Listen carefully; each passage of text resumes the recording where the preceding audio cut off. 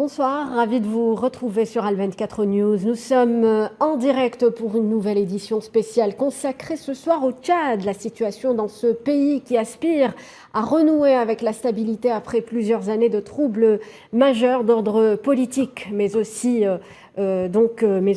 sécuritaire, dissensions internes, guerre civile, coup d'État et terrorisme. Ce pays subsaharien enclavé au cœur du continent est le théâtre de plusieurs fléaux. Vous l'avez compris, il reste confronté à de nombreux défis. On y reviendra en tout cas ce soir avec nos invités. Fofak Eric Wilson, bonsoir.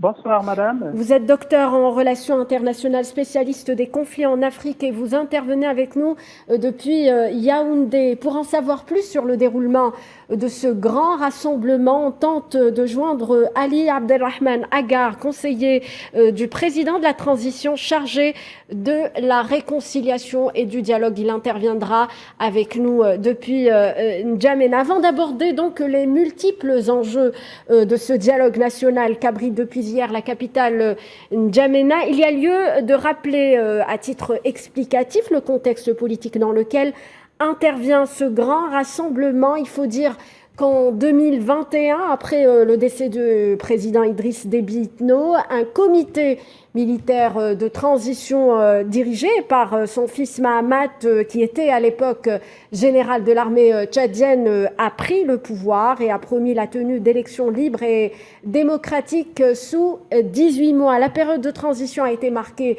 par de longues tractations qui se sont déroulées à Doha au Qatar, réunissant les autorités de transition et plusieurs membres de l'opposition. Donc un accord a finalement été signé il y a quelques semaines, prélude de ce dialogue national qui, rappelons-le, était initialement prévu en février et repoussé à maintes reprises. Et ce n'est qu'hier qu'il a donc débuté dans la capitale N'Djamena sous la houlette du chef de la transition, le général Mahamad Idriss Déby Itno. Qu'est-ce qui a caractérisé ce grand rassemblement? Eh bien, on va en parler avec Fofak Eric Wilson. Que dire du contexte politique dans lequel intervient donc ce grand rassemblement et quel est justement le plus important enjeu? Alors, il faut dire justement que, merci pour la question déjà, il faut dire que c'est un dialogue qui arrive à point nommé, d'autant plus que depuis le décès d'Idriss Déby, le Conseil national de transition a pris les rênes, présidé par Mahamad Idriss Déby Itno.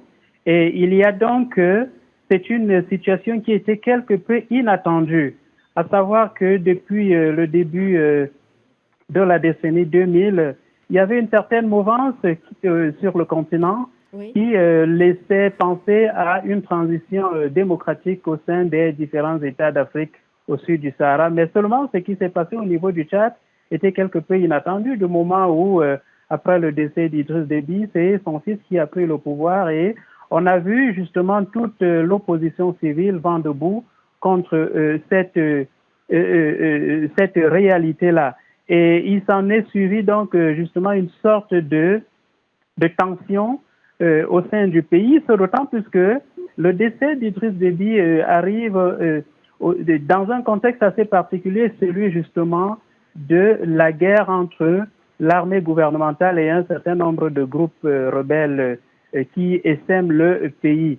Alors, il y a donc, pendant que l'on s'attendait justement à ce que les choses soient organisées pour une transition civile, ou tout au moins pour l'organisation des élections telles que prévues par la Constitution, il y a que justement que cette Constitution, elle a été mise justement sur les ténoirs. Un certain nombre d'institutions ont été dissoutes avant d'être réhabilitées, ce qui laisse justement observer une situation assez particulière avec des tensions ça et là qui ne pouvaient que déboucher sur une confrontation beaucoup plus chaude, beaucoup plus violente, d'où l'idée justement de l'organisation, n'est-ce pas, de ce dialogue qui a commencé par de très longues tractations du côté de Doha.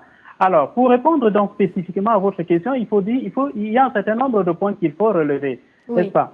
Il y a que à la suite de ces longues semaines de discussions à Doha, il y a que c'est un dialogue justement qui s'annonce pour se tenir sur une durée de 3 semaines, et un dialogue également qui se veut inclusif, avec pour objectif justement tourner la page de la transition et permettre l'organisation des élections libres et démocratiques.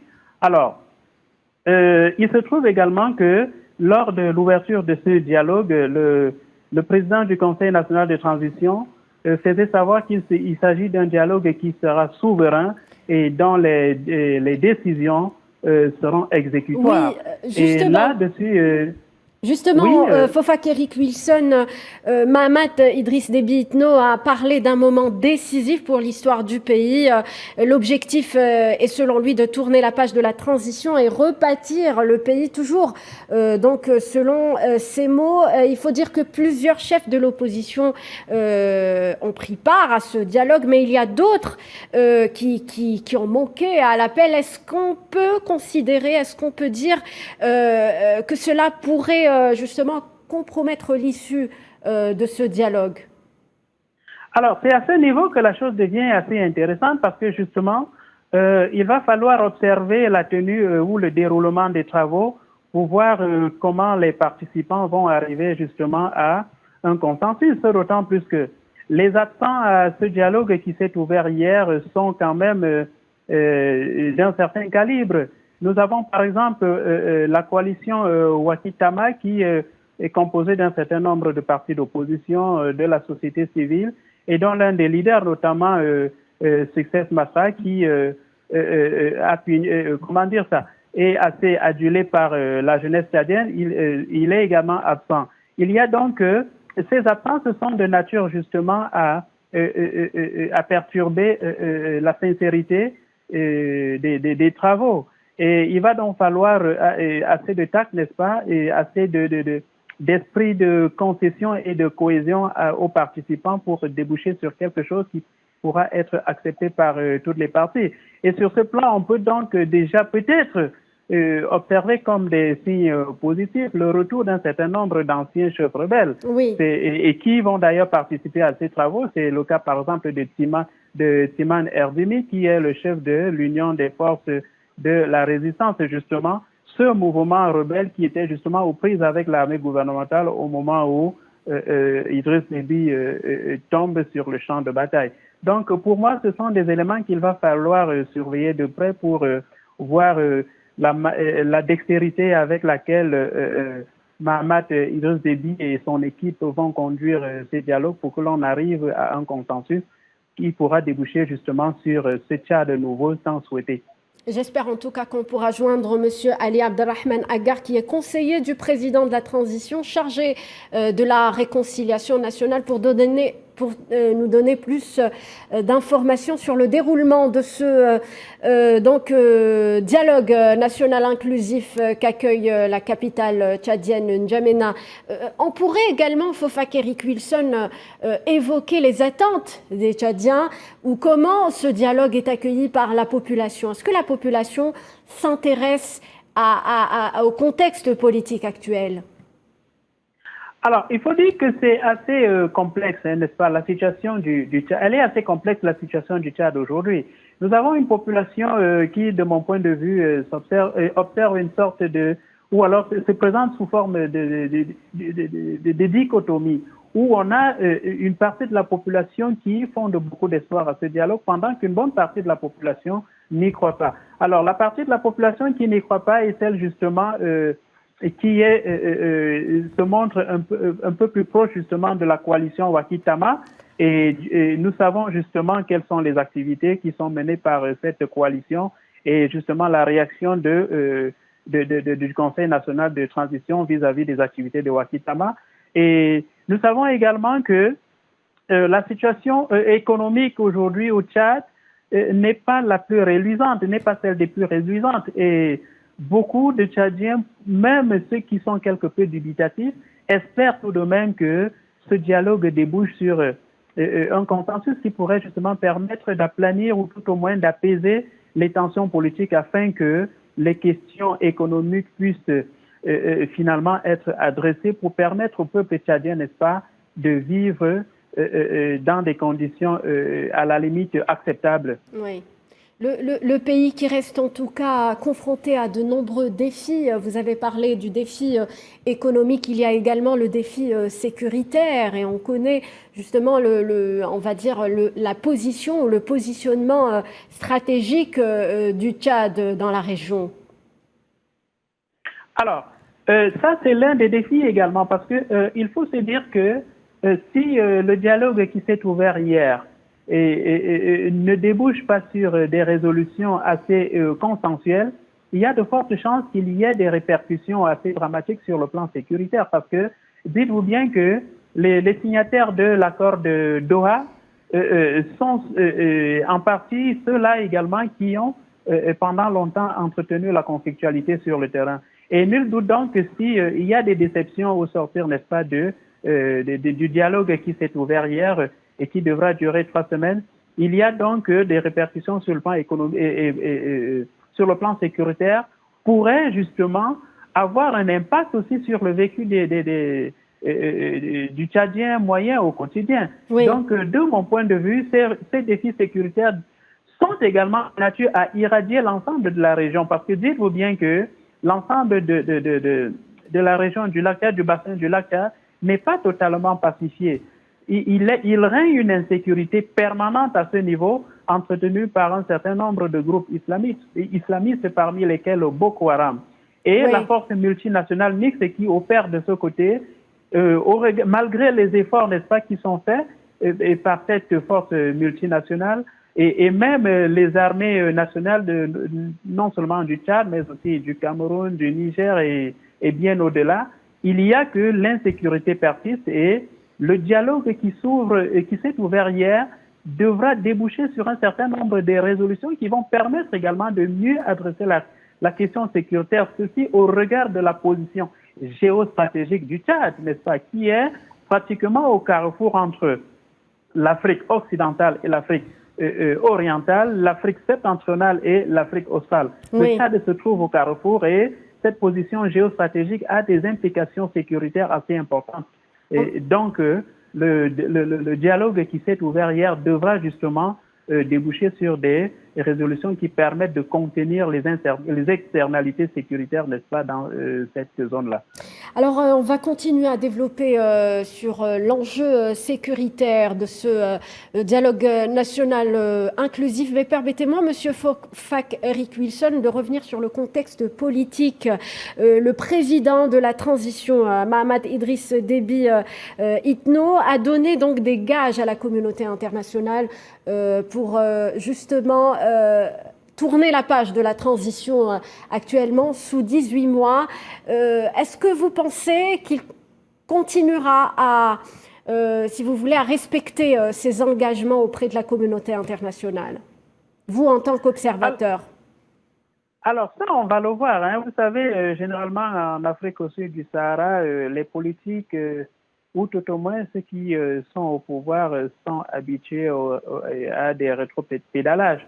Mais ce n'est pas pour dire que ce sera le cas pour Mahamat Idriss Déby, mais toujours est-il qu'il va falloir être vigilant à ce niveau. D'autant plus que une transition de 18 mois qui avait été annoncée dès son arrivée à la tête du Conseil national de transition a été les objectifs ont quelque peu été modifiés et l'on en est arrivé à une situation d'une transition de 18 mois renouvelable une fois. Ce qui n'était pas le cas au début de la transition en avril 2021.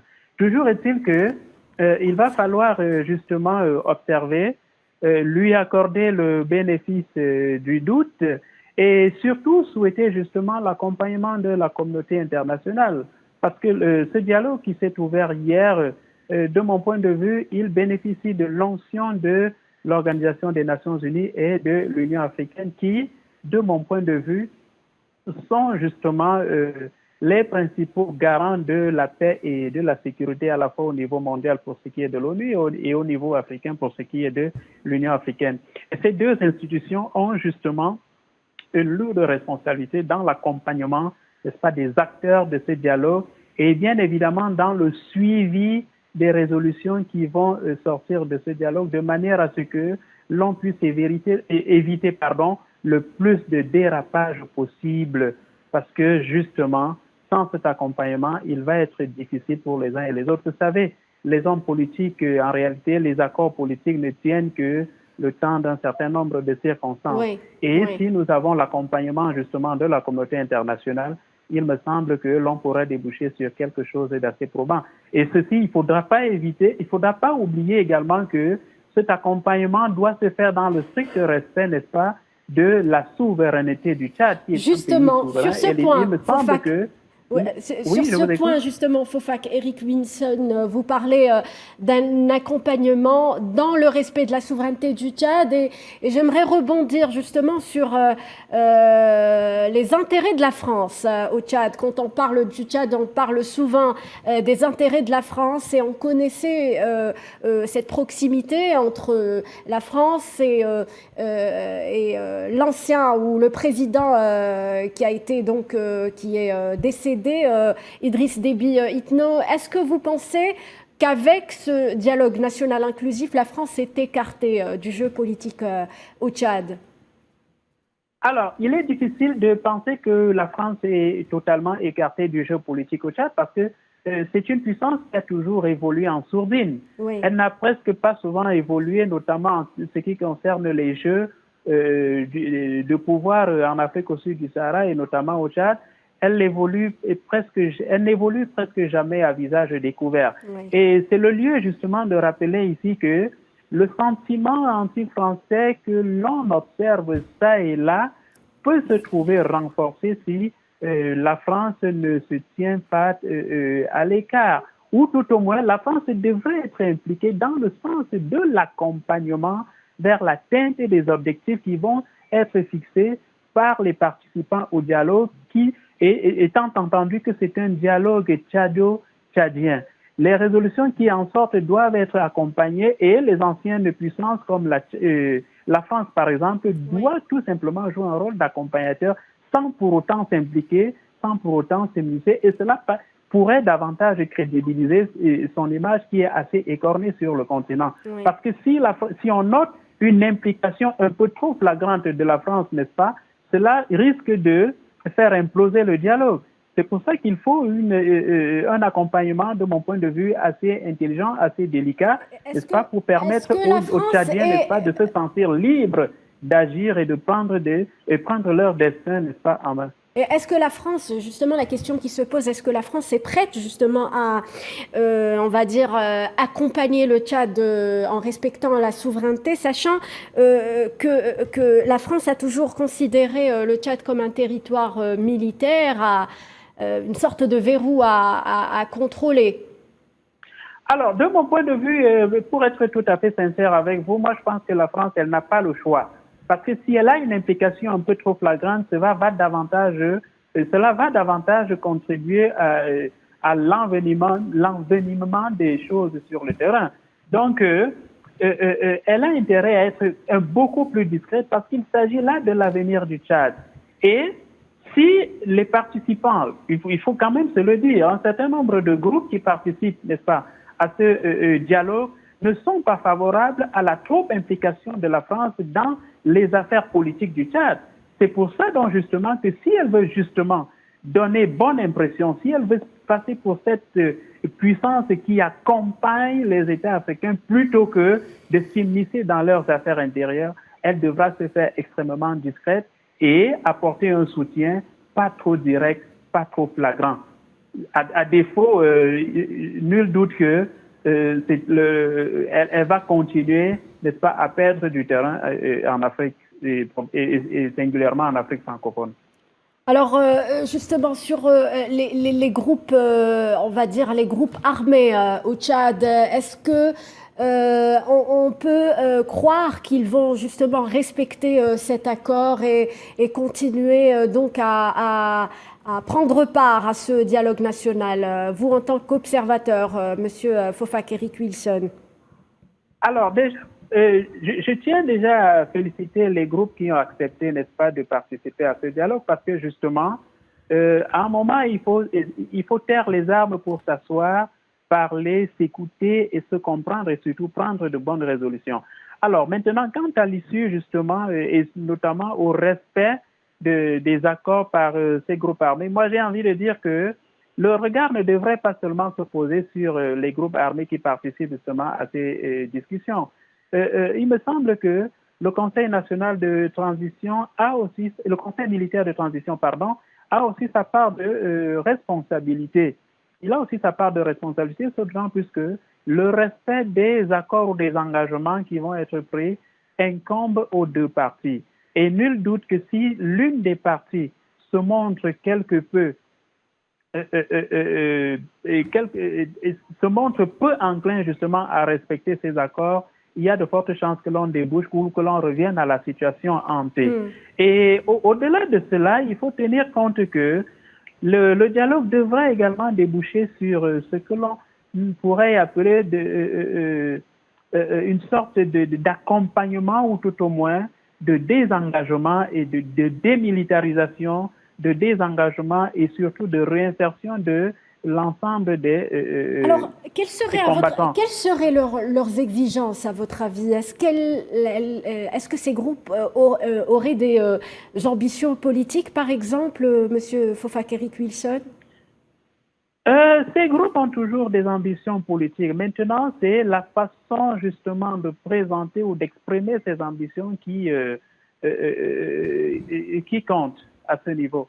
Sinon, dans le fond, leurs ambitions sont toujours politiques. Alors, il va donc falloir aux participants au dialogue, n'est-ce pas, de trouver un moyen de permettre à ces groupes, n'est-ce pas, de déposer les armes et de participer à la construction du Tchad, n'est-ce pas, sans avoir à terroriser les masses populaires avec les armes. C'est ce que j'appelle ici le désarmement qu'il va falloir faire. Et au-delà du désarmement, il va falloir procéder à une sorte de réinsertion. Et c'est une réinsertion qui passerait justement par l'encadrement des démobilisés et des désarmés.